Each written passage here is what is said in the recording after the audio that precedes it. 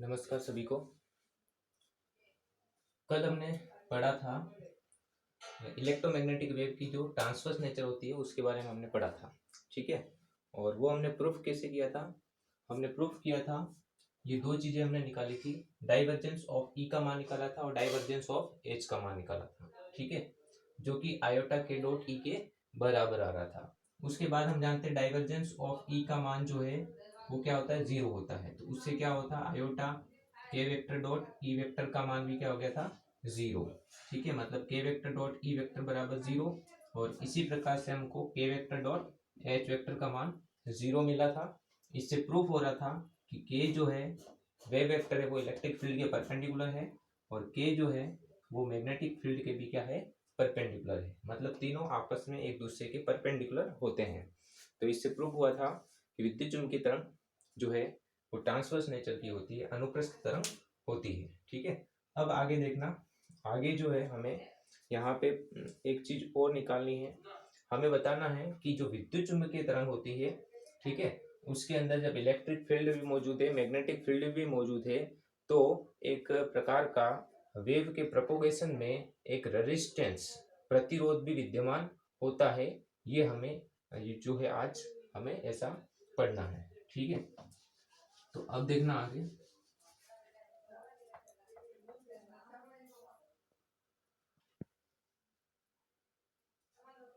हाँ, अब देखना इधर, ठीक इसी प्रकार से हम जब कर्ल ऑफ ई का मान निकालें, कर्ल ऑफ ई का मान निकालेंगे, ठीक है, तो हमें ये मान प्राप्त होगा आयोटा और के क्रॉस ई वेक्टर, ऐसा हमको प्राप्त होगा यहाँ पे मान।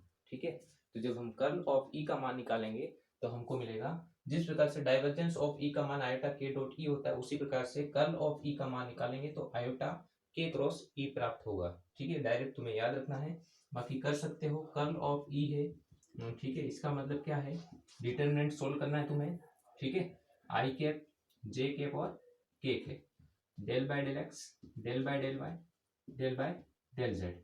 उसके बाद क्या है, ई वेक्टर के कंपोनेंट क्या होंगे, ई जीरो ई की power iota K dot R minus omega T, यहाँ भी यही चलेगा, इधर भी यही चलेगा। ठीक है, इधर एक्स वाई जेड तीनों कंपोनेंट होंगे, यहाँ भी तीनों कंपोनेंट, यहाँ भी तीनों कंपोनेंट।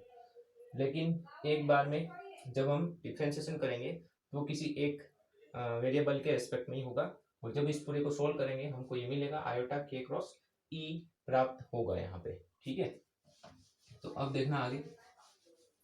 और ठीक इसी प्रकार से जब हम कर्ल ऑफ एच को का मान निकालेंगे, कर्ल ऑफ एच का मान निकालेंगे, तो वो हमको मिलेगा आयोटा के वेक्टर क्रॉस एच वेक्टर, ये मान हमको प्राप्त होगा। ठीक है, तो सिमिलर चलेंगे दोनों, डाइवर्जेंस ई के जैसे मान है उसी प्रकार से कर्ल ऑफ ई के मान प्राप्त होंगे, डॉट प्रोडक्ट की जगह यहाँ पे क्रॉस प्रोडक्ट आ जाता है। ठीक है, तो इसको हम ऊपर लिख देते हैं। तो ये जो सिमिलरली ऐसे चलेगा डाइवर्जेंस की तरह। ठीक है, कि कर्ल ऑफ ई वेक्टर, कल वाला जो पढ़ा था उसके जस्ट बाद वाला ये पोर्शन है, उसी के साथ का है। ठीक है, ये मिलेगा हमको आयोटा के वेक्टर क्रॉस ई वेक्टर। ठीक है, इक्वेशन नंबर 1 नाम दे देते हैं हम इसको। एंड इसी प्रकार से कर्ल ऑफ एच जो हमको मिलेगा वो होगा आयोटा के वेक्टर क्रॉस एच वेक्टर, समीकरण नंबर 2।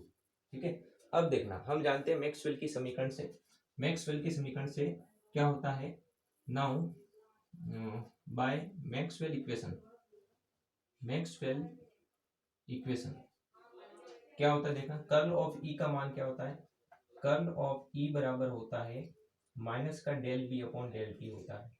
ठीक है, और बी की जगह अगर हम लिखना चाहें तो क्या होता है, ये B is equal to mu zero H, तो म्यू जीरो आगे आ जाएगा और ये हो जाएगा del H upon del T, ये हो जाएगा। ठीक है, समीकरण नंबर 3। अब एच का मान रख दो यहाँ पे। ठीक है, एच का मान क्या होता है, एच बराबर एच जीरो ई की power iota K dot R minus omega T, ये हमें पता है।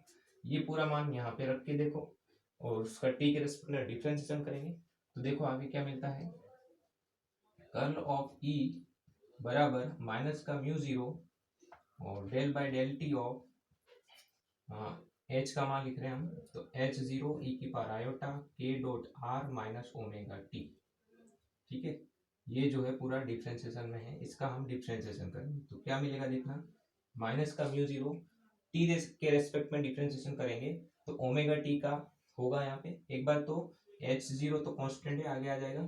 ठीक है, ई की पावर में जो भी है थीटा, तो ई की पावर थीटा होता है हम जानते हैं, तो ई की पावर में पूरा आ जाएगा आयोटा और के dot R minus omega T. ठीक है, फिर अब हम किसका करेंगे, टी के रेस्पेक्ट में कर रहे हैं तो ओमेगा टी का होगा, टी का 1 होता है तो ओमेगा आ जाएगा, ओमेगा और साथ में क्या है आयोटा। ठीक है, तो ये साथ में आयोटा इंटू ओमेगा आएगा। अब देखो क्या होता है, ये माइनस का mu zero H zero iota है ही है और साथ में क्या है ओमेगा है। ठीक है, और ये पूरा एज इट इज ई की power iota K dot R minus omega T.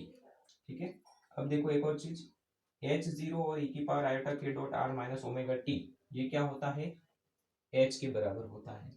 ठीक है, तो हम इसको क्या लिख देंगे एच लिख देंगे, तो माइनस का ये आयोटा में आगे लिख रहा हूँ।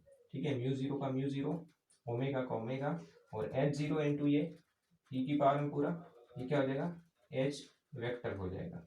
ठीक है, और इधर क्या चल रहा है कर्ल ऑफ ई वेक्टर चल रहा है। ठीक है, अब देखो समीकरण नंबर, इसको नाम दे देते हैं हम 4। तो अब देखना इधर इक्वेशन नंबर फर्स्ट और इक्वेशन नंबर फोर्थ को देखो, दोनों को कंपेयर करो। कंपेयर करने से हमको क्या मिल रहा है, कर्ल ऑफ ई का मान यहाँ पे आयोटा के क्रॉस ई है, यहाँ पे कर्ल ऑफ ई का मान minus iota mu zero omega H है।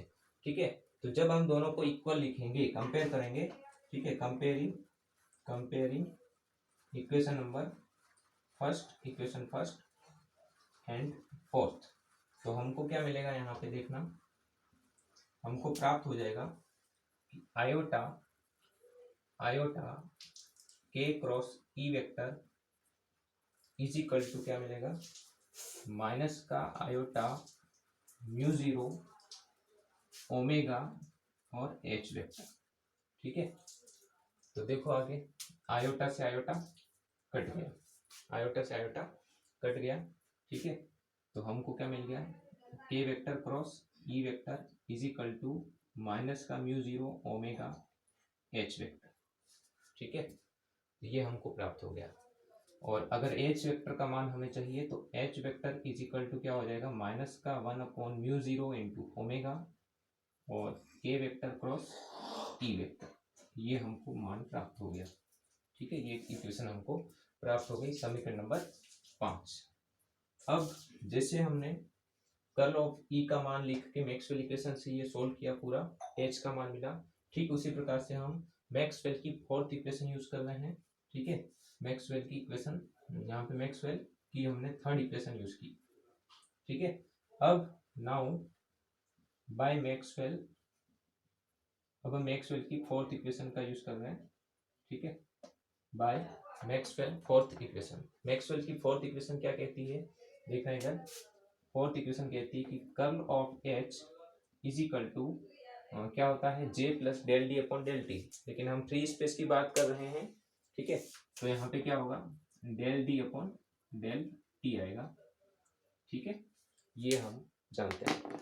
अब देखना डी की जगह हम क्या लिख सकते हैं, डी की जगह हम लिख सकते हैं एप्सिलॉन नॉट इनटू ई, तो लिखेंगे तो एप्सिलॉन नॉट आ जाएगा और अंदर क्या बचेगा del E upon del T. अब हम ई वेक्टर का मान यहाँ पे लिख सकते हैं, क्योंकि हम जानते हैं E vector is equal to क्या होता है ई जीरो ई की power iota K dot R minus omega T. ठीक है, ये ई का मान हम यहाँ पे रखेंगे और उसका टी के रेस्पेक्ट में डिफ्रेंसिएशन करेंगे, तो हमको क्या मिलेगा देखो curl of H vector is equal to epsilon naught del by del T of E vector का मान लिख रहे हैं हम ई जीरो ई की power iota K dot R minus omega T. ठीक है, अब देखो epsilon naught as it is differentiation कर रहे हैं, ई जीरो कॉन्स्टेंट है आगे आ जाएगा, ई की पावर एक्स का एक बार पूरा ई की पावर में जो भी है वो आ जाएगा के dot R minus omega T, फिर टी के रेस्पेक्ट में करेंगे ओमेगा टी का ओमेगा, ओमेगा इंटू आयोटा, क्या आएगा यहाँ पे आयोटा इंटू ओमेगा। ठीक है, अब क्या हो गया देखो आयोटा का आगे लिख दिया हमने। ठीक है, ओमेगा को भी आगे लिख दिया, epsilon naught as it is E zero as it is और ई की power iota K dot R minus omega T. ये क्या है, कर्ल ऑफ एच का मान है। अब देखना इधर वापस ये ई जीरो इंटू ई की power iota K dot R minus omega T, उसकी जगह हम क्या लिख सकते हैं, ई वेक्टर लिख सकते हैं। तो ई वेक्टर लिख देंगे, क्या आ जाएगा iota omega epsilon naught into E vector, ठीक है। और ये क्या हो गया, कर्ल ऑफ एच वेक्टर हो गया। अब देखो ये हमको समीकरण मिल गई 6, इक्वेशन नंबर 6। अब देखो कर्ल ऑफ एच का मान हमको पता है, एक होता है आयोटा के क्रॉस एच और दूसरा हमने मान निकाल दिया curl of H equal to iota omega epsilon naught E vector. तो अब इक्वेशन नंबर 2 और इक्वेशन नंबर 6 को क्या करना है, कंपेयर करना है।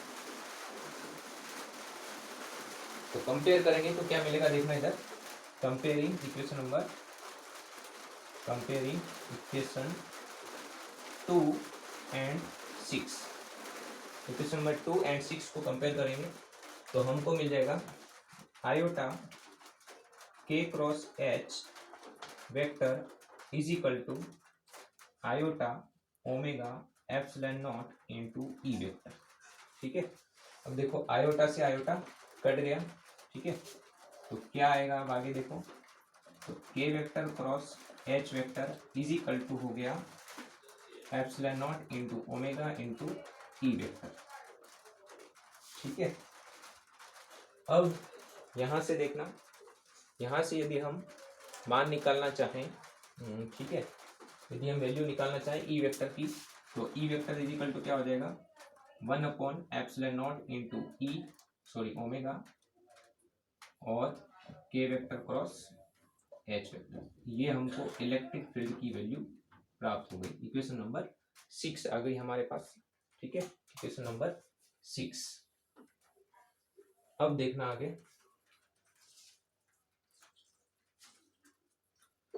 अब यहां से हम आगे बढ़ेंगे। हमें प्रूफ करना है कि कुछ रेजिस्टेंस जो है वो मौजूद रहता है इलेक्ट्रोमैग्नेटिक वेव के अंदर।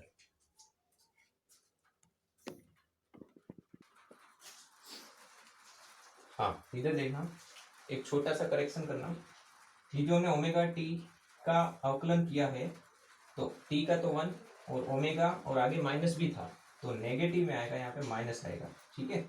तो ये माइनस और ये माइनस क्या हो जाएगा, प्लस हो जाएगा, तो यहाँ तो पॉजिटिव आएगा। और दूसरी बात, यहाँ पे जब हमने किया यहाँ भी नेगेटिव आएगा, ठीक है। तो अब यहाँ तो माइनस ही बचा हुआ रहेगा, तो आगे क्या आएगा, माइनस आएगा, ध्यान रखना। तो ई वेक्टर की जो वैल्यू है वो नेगेटिव में होती है और एच वेक्टर की वैल्यू क्या होगी, पॉजिटिव में होगी, ठीक है। अब देखना, अब जो है ये तो कंप्लीट हो गया। अब हमें प्रूव करना है कि रेजिस्टेंस जो है इलेक्ट्रोमैग्नेटिक वेव के अंदर जो है प्रेजेंट रहता है, ठीक है। तो इसको मैं मिटा रहा हूँ, अब इसके बाद देखना इक्वेशन नंबर 5 और जो 6 थी, दोनों में से कोई भी एक लेके हम प्रूव करेंगे। तो हम इक्वेशन नंबर 5 को लेकर चल रहे हैं, ठीक है। अब देखना है, यहाँ पे देखना, हम जानते हैं कि k जो होता है, ठीक है, k वेक्टर क्या होता है, k का मैग्नीट्यूड और n कैप, ऐसा हम लिख सकते हैं, ठीक है। ये यूनिट वेक्टर की डेफिनेशन होती है, unit vector is equal to vector quantity upon उसका मैग्नीट्यूड। तो k vector is equal to k का मैग्नीट्यूड इंटू n कैप हो जाएगा। अब देखना आगे, और k इज इक्वल टू क्या होता है 2 pi by lambda into n cap. तो लेमडा इज इक्वल टू क्या होता है c बाय म्यू होता है, ठीक है। तो हम लिख देंगे 2 पाई, लेमडा की जगह c अपॉन म्यू लिख दिया हमने, और ये n कैप, ठीक है। और 2 पाई म्यू क्या होता है, 2 पाई म्यू जो है वो एंगुलर फ्रीक्वेंसी होती है। तो ये क्या हो जाएगा, omega by c into N cap हो जाएगा। तो हम के वेक्टर की जगह क्या लिख रहे हैं यहाँ पे, अभी ओमेगा बाय c और एन कैप लिख देंगे यहाँ पे। तो क्या मिलेगा, देखो H vector is equal to 1 upon mu zero omega, K vector की जगह हम लिख रहे हैं ओमेगा बाय c और N cap cross E vector, ठीक है। ओमेगा से ओमेगा कट गया, H vector is equal to क्या मिल गया हमको 1 अपॉन म्यू जीरो सी, और ऊपर क्या आ गया N cap cross E vector. अब देखना एन कैप किसकी डायरेक्शन है, के वेक्टर की। के वेक्टर और ई वेक्टर एक दूसरे के परपेंडिकुलर होते हैं, ठीक है। तो क्या होगा, ये एन कैप का मैग्नीट्यूड, ई का मैग्नीट्यूड और साइन थीटा और थीटा कितना है यहाँ पे 90 डिग्री, ठीक है। तो हमने 90 डिग्री लिख दिया अपॉन म्यू 0 इंटू सी। तो साइन 90 की वैल्यू 1 और n के यूनिट वेक्टर की मैग्नीट्यूड 1 होता है, ठीक है। तो ऊपर क्या बचा सिर्फ ई वेक्टर का मैग्नीट्यूड अपॉन म्यू 0 सी और ये h, ठीक है। तो ये हमारे पास आ गया h equal to E upon mu 0 सी।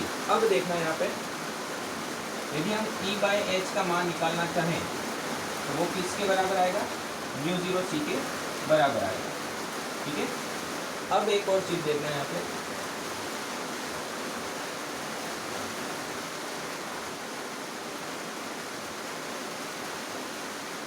इधर देखना डायमेंशियली देख रहे हैं हम कि E बाय एच किसके इक्विवेलेंट है, ठीक है। तो इलेक्ट्रिक फील्ड की यूनिट होती है वोल्ट पर मीटर, ध्यान रखना वोल्ट पर मीटर, ठीक है। अपॉन मैग्नेटाइजिंग फील्ड जो है इंटेंसिटी बोल सकते हैं, मैग्नेटाइजिंग इंटेंसिटी इसकी यूनिट होती है एम्पियर पर मीटर, ठीक है। तो मीटर से मीटर कर दिया, क्या आ गया वोल्ट पर एम्पियर। अब देखना है वोल्ट किसकी यूनिट होती है, विभवांतर की, वोल्टेज की। एम्पियर किसकी यूनिट होती है, करंट की। तो V अपॉन आई क्या होता है, रेजिस्टेंस होता है, प्रतिरोध, ठीक है। तो इसका मतलब हमें ये पता चला कि जो E और H का जो रेशियो होगा वो एक रेजिस्टेंस की तरह काम करेगा। और यहाँ पे जो रेजिस्टेंस होगा उसको हम नाम देंगे Z0। क्या नाम देंगे, Z0, ठीक है। इसको हम इम्पीडेंस बोलेंगे, क्या बोलेंगे, इम्पीडेंस, ठीक है। तो इसे हम बोलेंगे वेव इम्पीडेंस, वेव इम्पीडेंस, ठीक है। जो तरंग है हमारी, उस तरंग के प्रवाह में जो अवरोध उत्पन्न होता है उसे हम वेव इम्पीडेंस कहेंगे। और इसका मान भी होता है, कुछ फिक्स वैल्यू होती है, देखना इधर यहाँ पे निकाल रहे हैं हम Z0 बराबर E अपॉन एच। एक तो ये फॉर्मूला याद रखना है। आगे देखो Z0 बराबर क्या है, E अपॉन एच बराबर म्यू 0 सी, ठीक है। तो म्यू 0 का मान लिखो, म्यू 0 जो है वो निर्वात की चुंबकशीलता होती है और उसका मान कितना होता है वो हमें पता है, ठीक है। मान होता है इसका 4 पाई इंटू 10 की पावर माइनस 7, ठीक है। और C का मान कितना होता है 3 इंटू 10 की घात 8। और सोल्व करेंगे इसको हम, तो आएगा 4 पाई इंटू ये कितना आ गया 30, ठीक है। और जब इसको हम पूरे को सोल्व करेंगे तो ये मान हमको मिलेगा अप्रोक्स 376 के आसपास, 376.6 ऐसा हमको प्राप्त होगा, ठीक है। और इम्पीडेंस है एक प्रकार का प्रतिरोध है, तो इसका मात्रक भी क्या होगा, ओम होगा, ठीक है। तो इसका मात्रक जो है वो ओम लिखेंगे हम, ओम, ठीक है। या फिर अप्रोक्स हम 377 ओम भी बोल सकते हैं, ठीक है। ये क्या है, ये वेव इम्पीडेंस कहलाता है। तरंग के प्रवाह में संचरण के अंदर जो गतिरोध उत्पन्न होता है उसका मान 377 ओम के आसपास होता है, ठीक है। ये तुम्हें ध्यान रखना।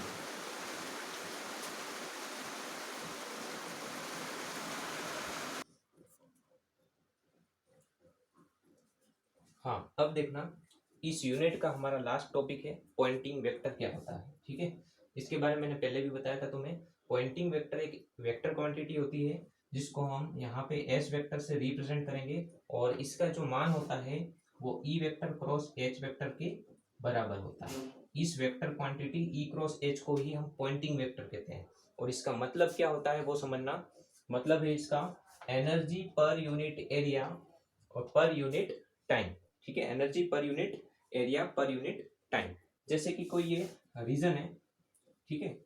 इस रीजन में हम एक पर्टिकुलर रीजन ले लेते हैं, फिर एरिया ले लेते हैं, ठीक है। ये क्रॉस सेक्शन एरिया हमने ले लिया और यहाँ से इलेक्ट्रोमैग्नेटिक वेव पास हो रही है। इस प्रकार से इलेक्ट्रोमैग्नेटिक वेव जो है वो गुजर रही है, ठीक है।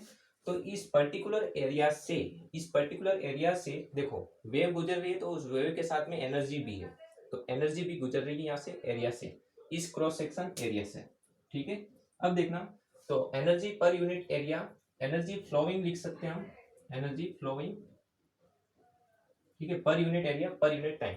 तो पर यूनिट टाइम मतलब हर एक सेकेंड के अंदर इस इतने रीजन के अंदर इस पर यूनिट एरिया, इसको हमने मान लिया यूनिट एरिया है, इस एरिया से कितनी एनर्जी पास हो रही है, उस एनर्जी को ही हम क्या बोलते हैं, पॉइंटिंग वेक्टर कहते हैं। ठीक है, तो अब इसका मान देखना, इसका फॉर्मूला हम फाइंड आउट करेंगे, ये डेफिनेशन हो गई इसकी। ठीक है, अब देखना इधर S vector is equal to E vector cross H vector. H vector का मान हमने अभी थोड़ी देर पहले निकाला था, N cap cross E vector upon mu zero into C, ये मान हमने निकाला था। ठीक है, अब देखना इसके बाद ये हो गया E vector cross N cap cross E vector upon mu zero into C, हमें पॉइंटिंग वेक्टर का मान चाहिए। अब देखना यहाँ पे ए क्रॉस बी क्रॉस सी का फॉर्मूला बन रहा है, ए क्रॉस बी क्रॉस सी का फॉर्मूला बन रहा है। फॉर्मूला मैंने पहले भी बताया था तुम्हें। ठीक है, क्या होता है, A dot C into B minus A dot B into C, ऐसा कुछ फॉर्मूला होता है। तो ये फॉर्मूला हम यहाँ पे अप्लाई करेंगे, तो क्या होगा देखना, S vector is equal to हो जाएगा ए डॉट सी मतलब E vector dot E vector into B, B मतलब एन कैप, ठीक है, माइनस ए डॉट बी मतलब E vector dot N cap और इंटू सी मतलब ई वेक्टर अपॉन नीचे क्या है म्यू जीरो सी। अब देखना इधर ई वेक्टर और एन कैप का डॉट प्रोडक्ट है, ओपन करेंगे तो क्या आएगा E into N cos theta, और ई और एन के बीच में थीटा कितना होता है 90 डिग्री, तो कोस 90 जीरो, तो ये वाली जो टर्म है वो जीरो हो गई। तो क्या आया हमारे पास ई डॉट ई मतलब ई का स्क्वायर आ गया। ठीक है, हाँ, क्योंकि दोनों के डायरेक्शन सेम है, तो ई स्क्वायर कोस जीरो की वैल्यू एक। ठीक है, और साथ में क्या आ रहा है एन के आ रहा है। ठीक है, तो ये एस वेक्टर जो है उसकी वैल्यू हो गई हमारे पास ई का स्क्वायर अपॉन म्यू जीरो सी इंटू एन के। ठीक है, ये हमारे पास आ गया। और एक और चीज, म्यू जीरो सी का मान इम्पिडेंस होता है, जेड होता है, तो इसको हम ऐसा भी लिख सकते हैं ई का square upon Z zero into N K. ठीक है, ये तो वेक्टर फॉर्म के अंदर पॉइंटिंग वेक्टर का फॉर्मूला हो गया, वेक्टर फॉर्म में है। ठीक है, अब यदि हम इसका मैग्नीट्यूड निकालना चाहें, इसकी एवरेज वैल्यू निकालना चाहें, ठीक है, तो एस वेक्टर की एवरेज वैल्यू निकाल रहे हैं हम। ठीक है, तो क्या करना होगा हमें, वन अपॉन जेड जीरो, ये जो ई स्क्वायर है इसकी एवरेज वैल्यू हमें पता करनी होगी। तो एवरेज वैल्यू किसकी निकालेंगे हम, ई स्क्वायर की, पीछे एन के पे वो एज इट इज रहेगा। ठीक है, अब देखना इधर, तो ये हो गया वन अपॉन जेड जीरो, ई जीरो, ई का मान क्या होता है, ई जीरो ई की power iota K dot R minus omega T. ठीक है, इसकी एवरेज वैल्यू निकालनी है हमें, इसका क्या है वापस स्क्वायर है। ठीक है, ध्यान रखना इसका स्क्वायर है, इसका स्क्वायर है और उसकी average value into an K. ठीक है, अब देखना ई नॉट तो कांस्टेंट है, वो तो आगे आ जाएगा, तो ई नॉट का स्क्वायर अपॉन जेड जीरो, और ये जो ई की पावर में कुछ है थीटा मान लो इसको, तो ई की पावर में ये क्या है आयोटा थीटा, तो इसका एक फॉर्मूला होता है cos theta plus iota sine theta.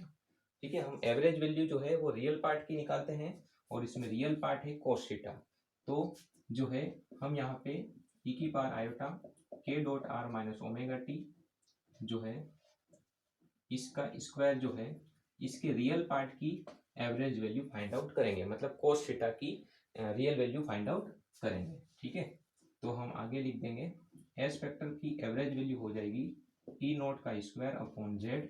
ठीक है, और कोस स्क्वायर थीटा जो है और उसकी रियल वैल्यू और एन कैप, रियल पार्ट इसका कोस थीटा होता है तो वो लिख दिया हमने, स्क्वायर है तो स्क्वायर लिख दिया, और कोस स्क्वायर थीटा जो होता है उसकी रियल वैल्यू एवरेज वैल्यू 1/2 होती है।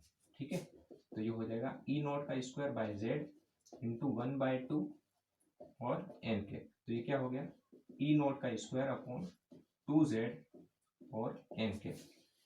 ठीक है, तो ये पॉइंटिंग वेक्टर जो है उसकी एवरेज वैल्यू औसत मान हो गया हमारे पास ई जीरो का square upon 2z N cap. दोनों के फॉर्मूले फाइंड आउट कर लिए, होता क्या है डेफिनेशन ये रही, किसी यूनिट एरिया से पर यूनिट टाइम कितनी इलेक्ट्रोमैग्नेटिक एनर्जी पास हो रही है, उसी को हम जो है पॉइंटिंग वेक्टर कहते हैं। ठीक है, हाँ देख लेना, 2 मिनट और अपने पास है, क्योंकि 27 मिनट 10 सेकंड में वीडियो चेंज हो जाता है, दूसरा नया स्टार्ट हो जाता है। ठीक है, 2 मिनट है हमारे पास। एक और चीज देख लेते हैं यहाँ पे हम, जो है यहाँ पे ये जो z है उसका मान क्या होता है, म्यू 0 c होता है। ठीक है, तो हम आगे लिख सकते हैं यहाँ पे, इसको निकाल के लिखते हैं। अभी देखना इधर, एस वेक्टर का average value is equal to E naught का स्क्वायर अपॉन 2z। z की जगह हम क्या लिख सकते हैं, म्यू 0 इंटू सी, और पीछे क्या है, एन कैप। ठीक है, अब देखना एक और चीज, ई नोट का स्क्वायर बाय 2 म्यू 0, एक और फॉर्मूला निकाल रहा है और कुछ नहीं। सी इज इक्वल टू क्या होता है, 1 upon mu naught epsilon naught under root में। ठीक है, तो 1 अपॉन अंडर रूट में ये म्यू नॉट एप्सिलॉन नॉट, ये लिख दिया हमने। ठीक है, ऊपर चला गया ये। अब देखना इधर, तो म्यू नॉट से म्यू नॉट कट जाएगा, तो ये क्या आ जाएगा, ई नॉट का स्क्वायर बाय 2 अंडर रूट के अंदर ऊपर एप्सिलॉन नॉट है और नीचे क्या बचेगा, म्यू नॉट बचेगा। ठीक है, और पीछे N cap as it is. तो ये पॉइंटिंग वेक्टर जो है उसकी एवरेज वैल्यू हो गई, इसको हम एस एवरेज भी बोल सकते हैं। ठीक है, तो पॉइंटिंग वेक्टर जो है उसकी एवरेज वैल्यू का ये फॉर्मूला है।